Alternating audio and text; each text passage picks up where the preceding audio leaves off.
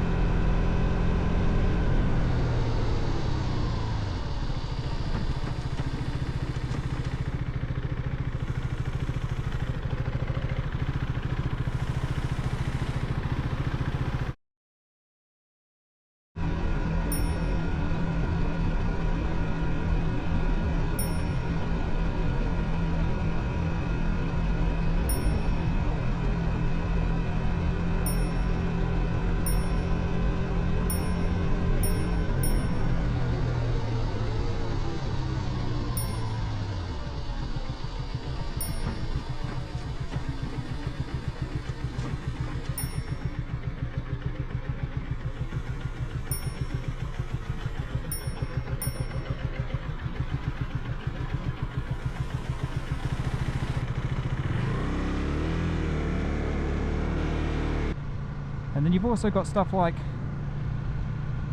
learning the law, learning the road rules, what you can and can't do, that kind of thing. There's a video doing the rounds at the moment. It's getting a lot of views about a guy just down the coast from here, so New South Wales, Australia, getting I don't even know how to say it, but he gets pulled over. I think it's a random breath test, checking everybody, cars, trucks, bikes, that kind of thing, and yeah, gets kind of a tough time from the cop, let's put it that way. I do actually have a video of my first cop stop, and I am planning on putting that up, and I was thinking of maybe doing it in this part of this series, because I do feel that part of your practice, kind of your off-bike practice, is trying to get familiar with the laws, so that if you do have a cop like that, I'm not saying to kick off or whatever, because I think they are in a position of power and what you can if you want, but my choice would be just know my rights, know the laws, know where I stand. At least that way maybe I could just keep my mouth shut and not say something to get myself into trouble, but also have a little bit of confidence.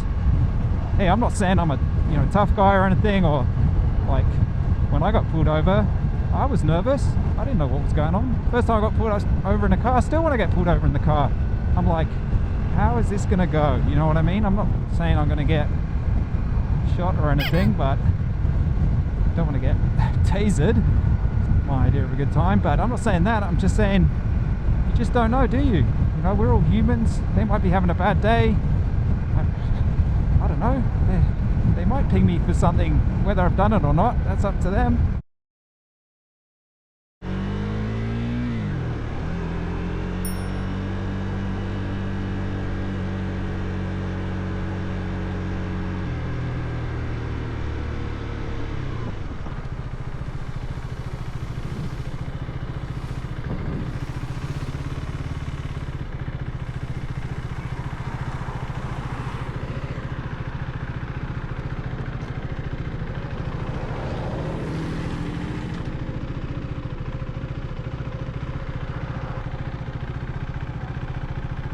Yeah.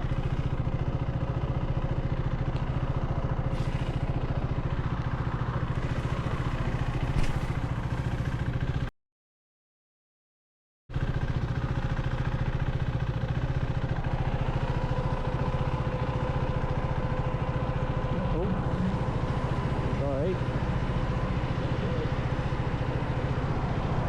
Any alcohol? Sorry? Any alcohol? No. Can you pull that down? Yeah. Count to 10? 1, 2, 3, 4, 5, 6, 7, 8, 9, 10. Yes, mate. Thank you. No worries. Be safe on the bike, yeah? Yeah, I'm trying. Yeah.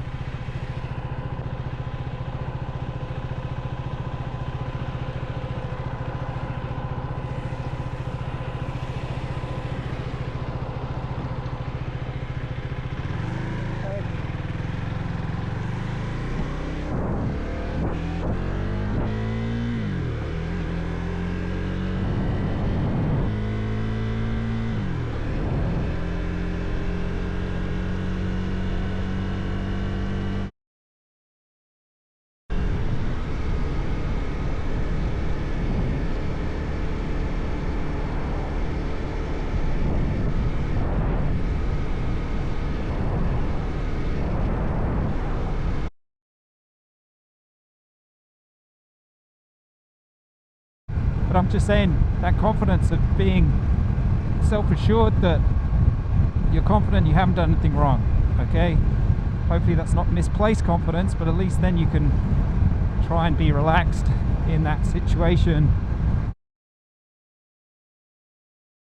and then maybe not confess to something that you may or may not have done. Anyway, I'm rambling now. Just saying, off the bike knowledge is practice as well. Learning that stuff. There we go. Sneaky little speed camera there. Like, I got into this whole thing because I wanted to get out on the dunes on a dirt bike. Okay, so this topic, right? Gear. That's something you're gonna have to learn about. When it comes to wet weather gear, man, I tried out a lot of stuff. You want to do that practice before and after you do your course or your test, and either way you look at it, you know, if you want to get better at something, you got to practice. Probably wouldn't say that practice makes perfect. It's more like good practice makes for good progress kind of thing. But then you've also got your off the bike kind of stuff, so that's maybe you're learning a little bit of maintenance, how to maintain some of those simple things on your bike so you don't have to take it into the shop every time. There's nothing wrong with taking it to the shop. I myself like saving a bit of money where I can. Maybe you do too. It's mainly those little checks before each ride. Tire pressure is a big one, your lights, that kind of stuff. And it's good just to know your bike as well. And then you've also got stuff like learning the law, learning the road rules, what you can and can't do, that kind of thing. Just saying, off the bike knowledge is practice as well. Learning that stuff.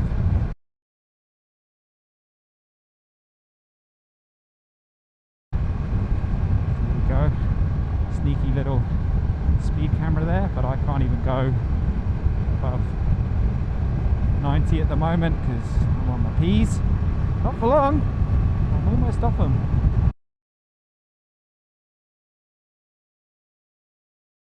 Everyone's a bit spooked by that speed camera. They will slow down to my speed. I'm going slow because I have to.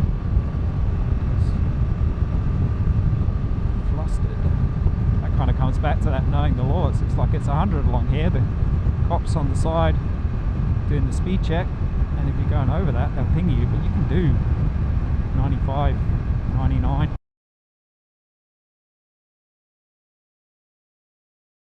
Also, just your general knowledge of stuff. So, just learning what it's like to be on two wheels, kind of the difference between maybe being a pedestrian or driving a car or a truck or whatever it is. There's a lot to think about, there's a lot to learn, and I'm an advocate for watching YouTube videos because I really think it does help learning off people who have more knowledge than you.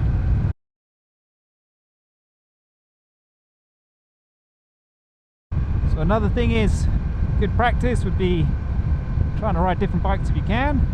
Like I got into this whole thing because I wanted to get out on the dunes on a dirt bike, and I'm still trying to get towards that. But yeah, I think I've seen plenty of people saying that riding more bikes, be it street bikes or bikes for different kinds of terrain, you're just going to be a better rider for it if you ride different kinds of bikes. I think I would subscribe to that. And also different terrain, like surely you're going to be a better rider for riding on different terrain, same as riding in those different conditions. Like I ride differently on the roads depending what the conditions are, if it's rain, wind, shine or whatever. And it's the same on the dunes, like it would be different conditions depending on what the sand was doing. With the extreme heat in the summer, it gets super dry and then behave differently, and in maybe in the winters when it was extended periods of wet weather, it would be different again. So getting the equipment on and off the beach every day, every shift or whatever weather conditions really came into that. It's really super soft sand in the summer, or making it nice and easy with the wet sand. But then yeah, that for riding the quad was just different conditions, so you had to adapt. You're gonna have to practice in different weather conditions. They're gonna catch you. Like today, I thought I was going to nip out, get my ride done before this extreme weather event. I'm still hoping I will, but you know, I've been caught out in the rain. I used to have to do the quads in all conditions, all weathers, and you can do it, and it's kind of fun. I used to enjoy doing rides in the rain, but you do get soaked through. I mean, there's okay, so this topic, right? Gear.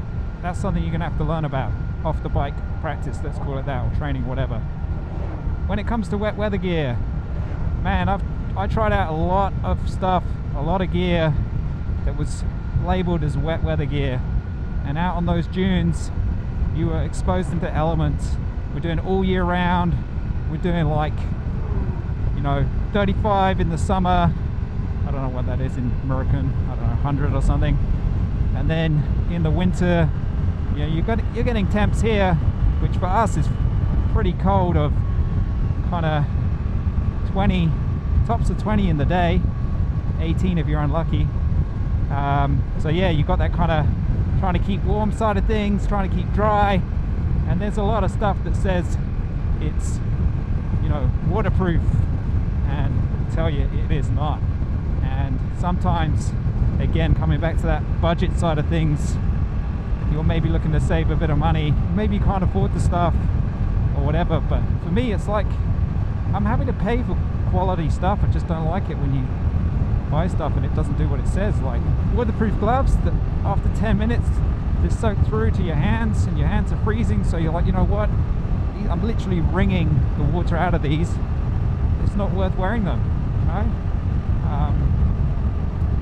I mean, I could do a whole video on gloves.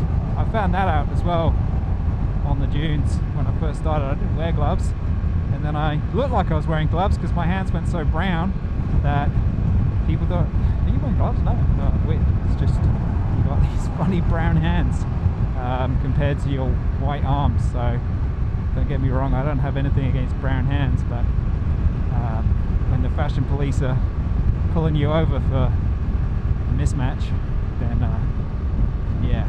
Anyway, so kind of these days when it comes to motorcycle gear, sometimes I save myself a bit and don't get the wet weather version because, okay, I'm fortunate, I live somewhere where it's way more sunny than it is wet, so chances are I can get away with it. And yeah, I've been caught out in the rain, not with my gear on, and you just get wet, so it's not the end of the world.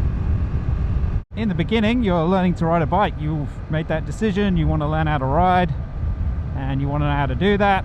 Then you've also got things like junctions and roundabouts, and there's a lot of stuff you've got to try and look out for.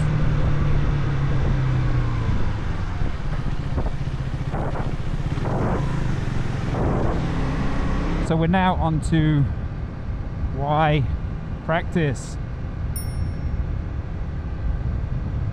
And the short of it is that in the beginning, you're learning to ride a bike. You've made that decision, you want to learn how to ride, and you want to know how to do that. So you got those basics like the controls, turning the bike on, you know, figuring out how to get the thing to go, kind of your clutch, your accelerator, your gears, biting point, friction zone, fast idle, all that kind of stuff. And normally that's going to be in preparation for doing your learner course, so that's good stuff to know and cover before the course and after the course. You know, it's good to do a course, even if you don't have to do a course as part of learning to ride a bike and getting your license and stuff. It's a good idea. They got a lot of knowledge, they got a safe place to learn how to ride, that kind of thing. And then also you're probably going to be doing a test. So for me, that was my P's. Obviously you got your MSF in the States, CBT in the UK. I'm not sure the name of the one in Europe, but they've got them all over the world, and the one over here in New South Wales, Australia is called the MOST, Motorcycle Operation Skills Test. So you're going to be doing your practice because you obviously want to pass that, but even after you pass, you're going to be on your provisional plates, your P plates, and you want to keep practicing, you know, because you're only going to be so good by that point. And even with that in mind, I like what Moto Jitsu said a few months ago in one of his videos, where he said, you know, you can do your beginner course, but if you never do another course again after that, you're just going to be basically a beginner rider for your whole riding career, as it were. So he really advocates doing more courses, you know, just keep doing those courses, keep learning, you know, ride safe, wear all your gear all the time, just try and be a good, safe rider, knowledgeable rider, so that, you know, the chance of you having a crash or whatever, getting into an incident is reduced as much as possible. So you got things you're going to practice as a beginner that there's going to be things that you're going to struggle with. So in the beginning, you got obviously trying to get the bike started, trying to get it moving, probably going to stall a lot, it's just part of it. I've done videos for that, so you can check those out either by going to the description or just jumping on the channel, they're all there. Then you've also got things like junctions and roundabouts, and there's a lot of stuff you've got to try and look out for. It's that spatial awareness, risk assessment, just seeing what dangers there, sometimes being patient, sometimes being proactive in a situation.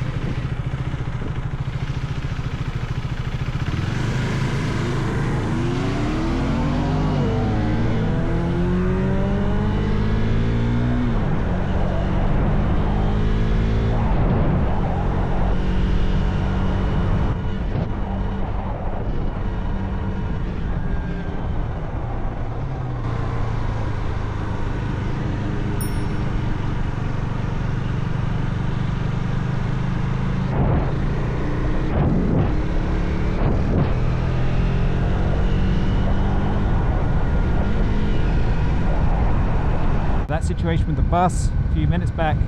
Like, I wasn't quite sure what was going on. So they're a little naughty, I guess, but I just think we're pretty much invisible. Just depends on the situation, sir.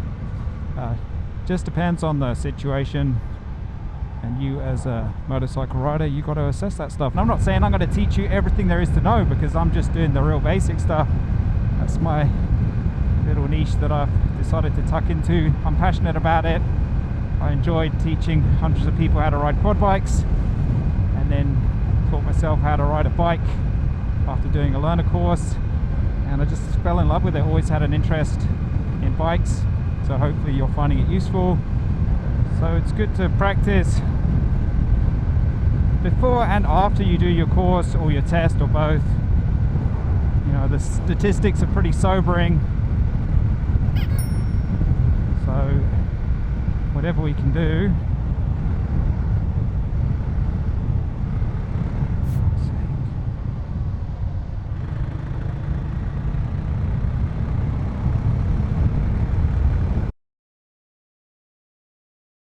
There's going to be things that you're going to struggle with as a beginner. So in the beginning, you got obviously trying to get the bike started, trying to get it moving.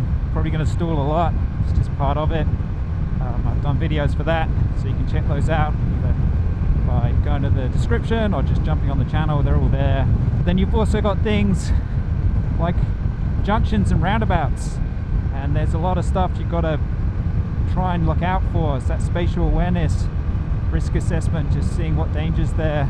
Sometimes being patient, sometimes being proactive in a situation. That situation with the bus a few minutes back, like, I wasn't quite sure what was going on. Like, you know, I don't know whether they saw me or not, and then I didn't know whether they were trying to let me go or not, and I was just erring on the side of caution. You know, I'm in an 80 stretch with cars coming towards me. I didn't want to risk getting pinched with a bus. Like, yeah, you know the saying, got hit by a bus. Want to be that guy.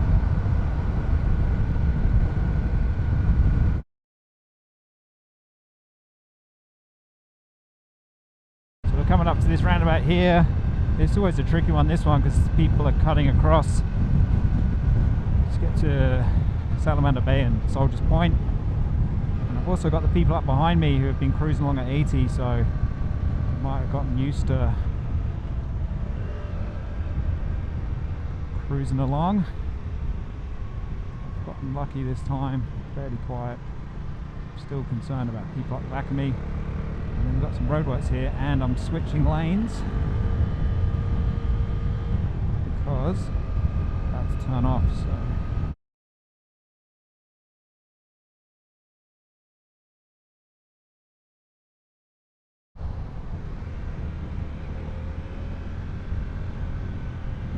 they're a little naughty, I guess, but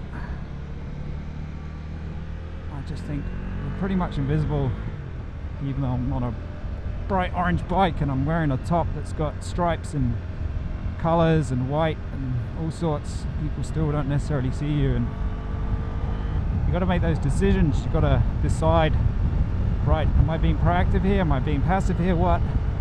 And this way I'd rather someone goes, oh, look at that idiot on a motorcycle just zipped across us, they're going to end up in an ambulance. But I had a moment to assess that situation just then, and I thought, you know what, I feel the choice of being proactive here and just getting on the roundabout and off the roundabout as quick as possible. I'm just going to be gone, out of their way, kind of thing.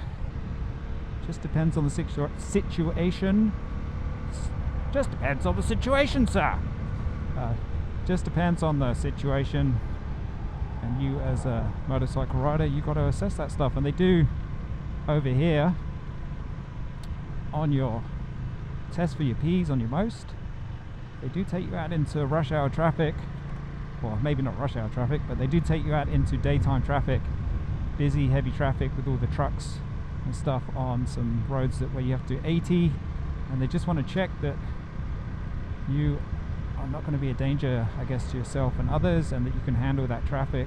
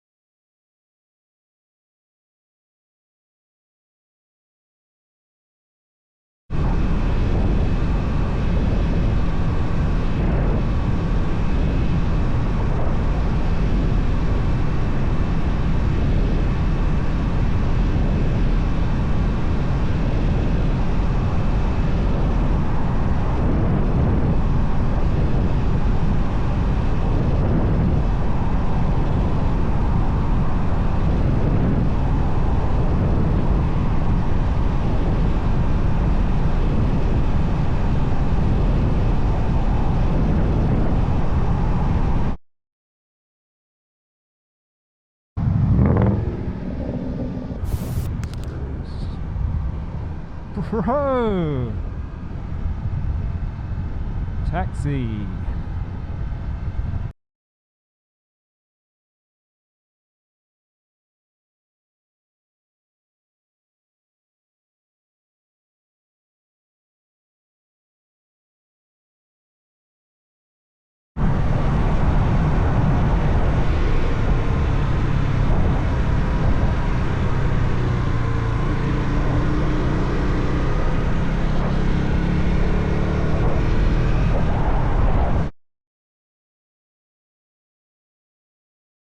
Just need a few to do a little bit of maintenance yourself.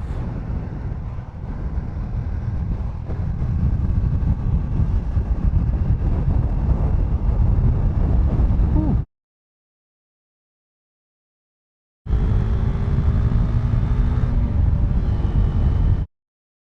Man, I love that feeling of riding a motorcycle. So good. Let's give this guy a nod. Doubling up.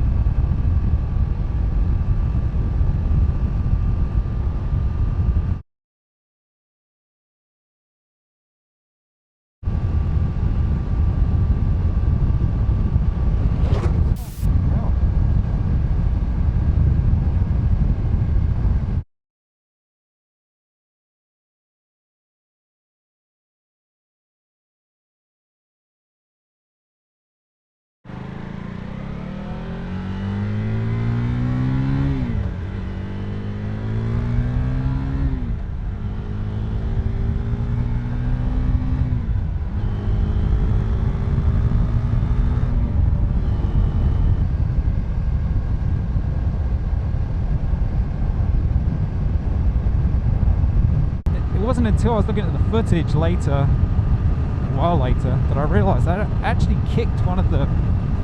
But yeah, you want to enjoy your riding so you get out more and that it's a positive thing for you. Oh yeah, sick.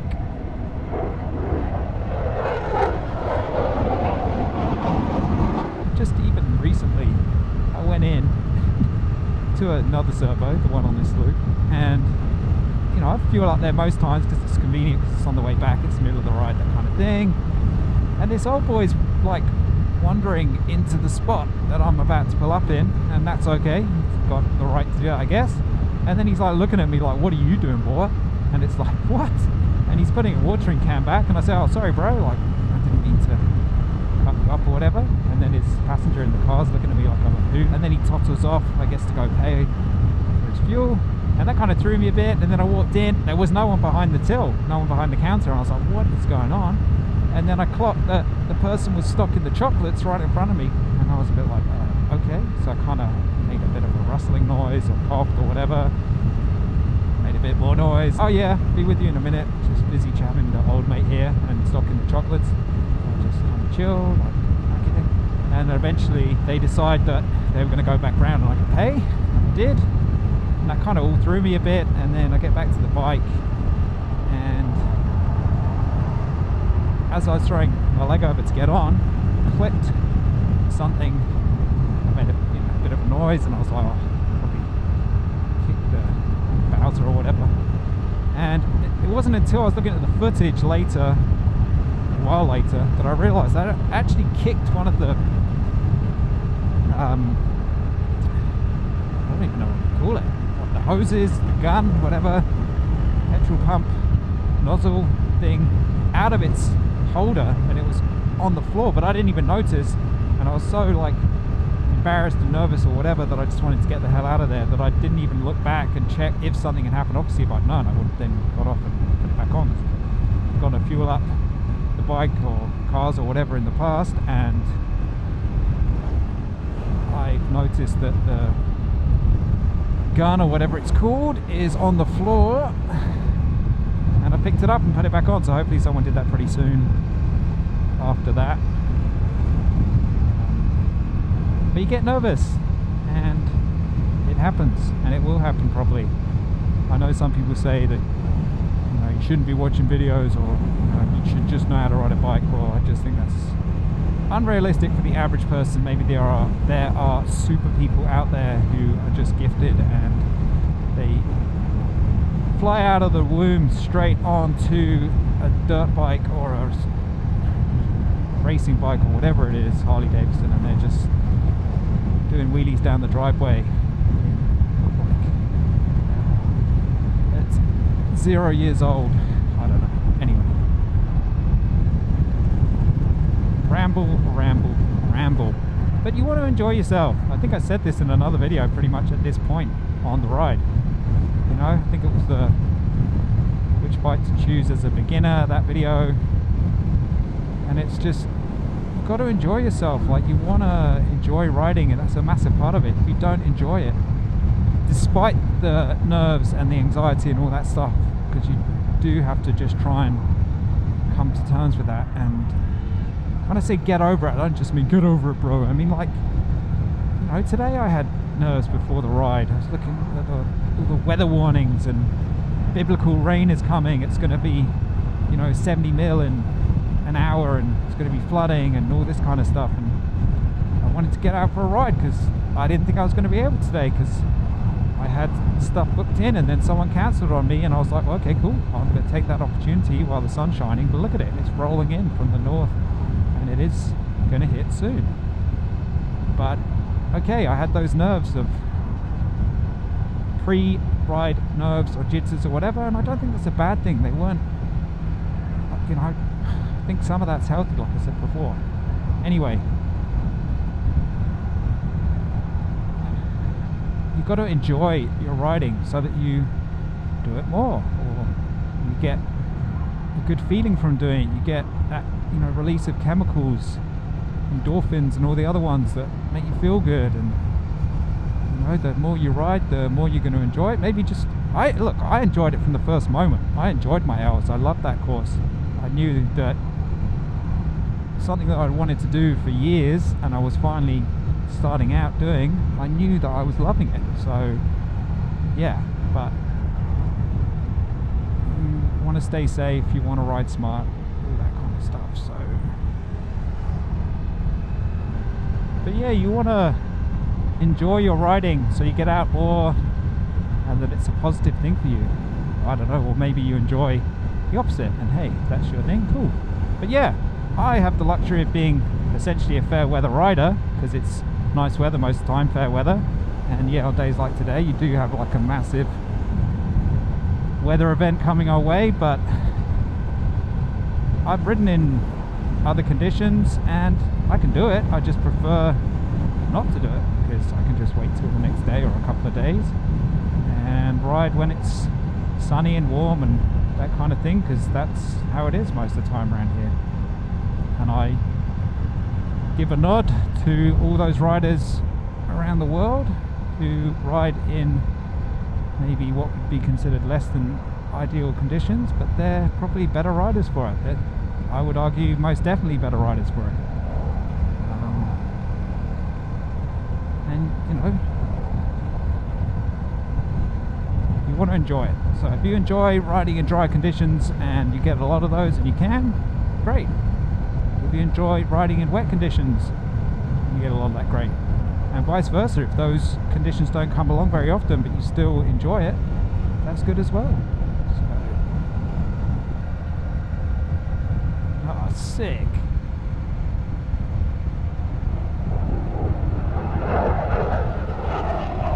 So sick. I love those fighter jets.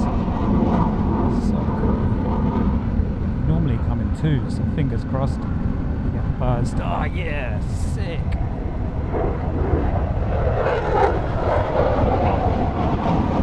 Gonna be lucky and get a 3. That'd be cool. I should probably focus on my riding. Number 3. They normally do 2s, but sometimes, just sometimes.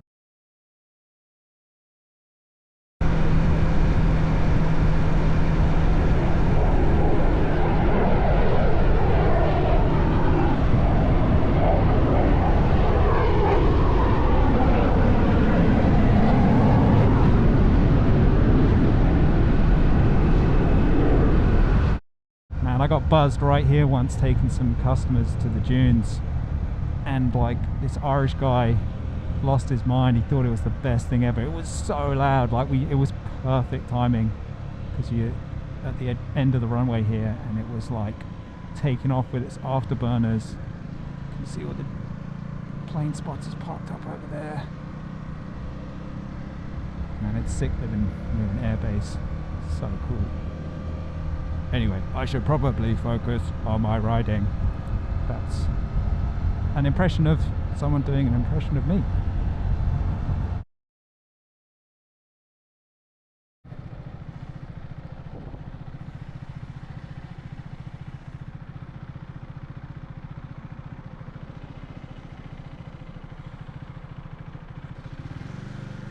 Like just there, I was off center to make myself more visible.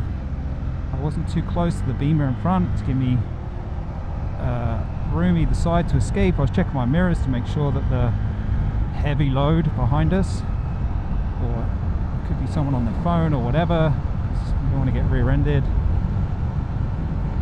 But that all comes with learning. That's, I would argue, comes down to off the bike learning and then doing on the bike practice of that. So all kind of good practice stuff to practice.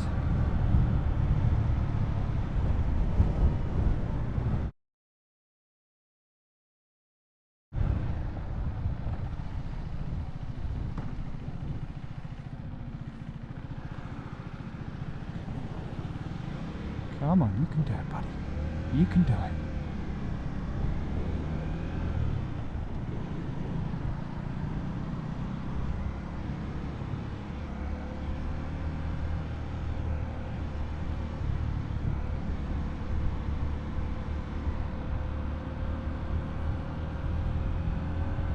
Oh, we are chock-a-block here. Look at this. It's supposed to be buffering, but I can't really because I am in a car sandwich.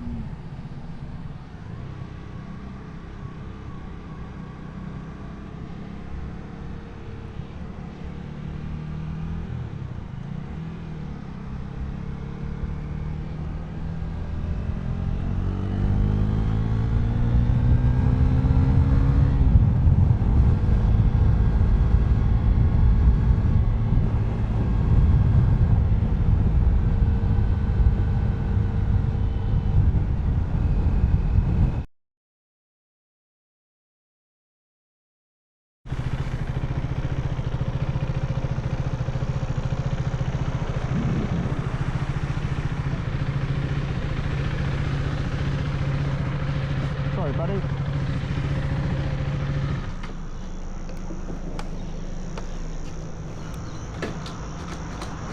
Just a lot tires are sitting on all this.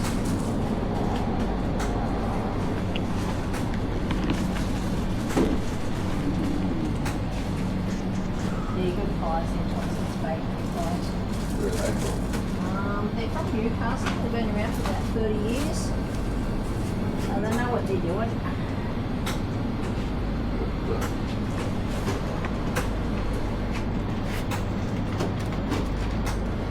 I like it.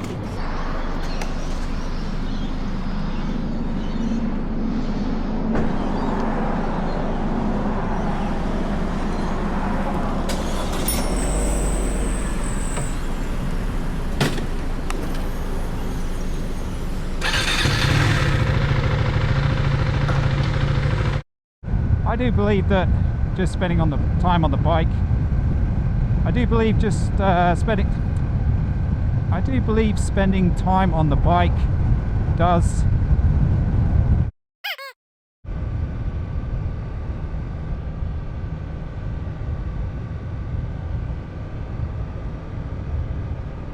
you can see that extreme weather event is on the way. It's going to hit in a few hours, so figured had an appointment cancelled, so why not get out on the bike, shoot one of these videos before it gets biblical. Hey, how you going? Hope you're good. So This is part of the series of videos I'm doing about learning to ride a motorcycle for the first time, or maybe you're coming back to it, but basically a beginner guide to riding or getting into motorcycles, beginner's guide to learning how to ride a motorcycle. And I split that up into 3 parts. Thought they were some good key things to talk about. So that was where to practice, how to practice, and why you should practice. And done playlists for both of those, so you can find those in the description or on the channel. And feel free to comment, ask questions, let me know if I got stuff wrong, that kind of thing. Tell me a joke, whatever you want. So where to practice, covered that pretty extensively in those videos. Also covered how to practice as well in the second playlist, and they're also all grouped together in one big playlist as well. So we're now on to why practice.